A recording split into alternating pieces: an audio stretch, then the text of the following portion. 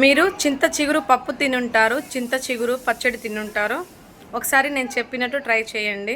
చింత చిగురుతో spoons oil వేసుకుందాం.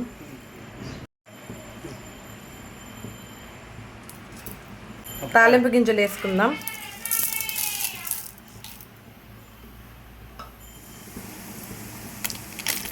పచ్చిమిర్చి, కరివేపాకు,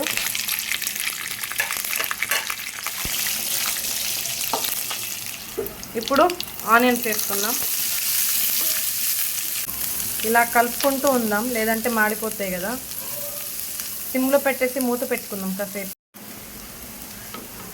ఇలా కొంచెం గోల్డెన్ కలర్ వచ్చేదాకా ఫ్రై చేసుకున్న తర్వాత చింత చిగురు నేను వాష్ చేసి తీసుకుంటున్నాను. చింత చిగురు వాష్ చేసి తీసుకున్నాను కాబట్టి ఇలా నలిపేసి వేసుకుందాం ఫ్రెండ్స్. చింత చిగురు నలిపేసిన తర్వాత కొంచెం కలుపుకుందాం. కారం, పసిగినంత సాల్ట్,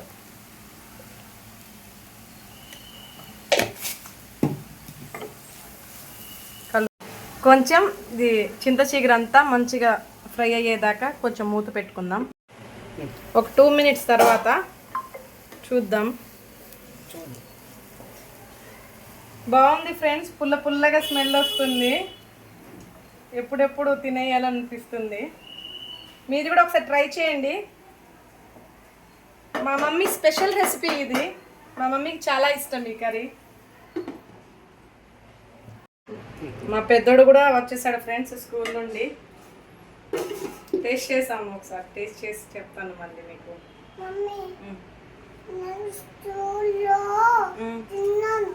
నీకోసం కాదు డాడీ, స్కూల్లో తిన్నావా, నేను ఇబ్బంది పెట్టాను. ఇది నీకోసం కాదు.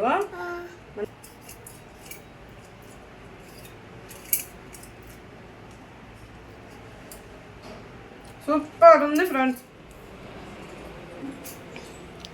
చింత చిగురు ఉల్లిపాయ కర్రీ.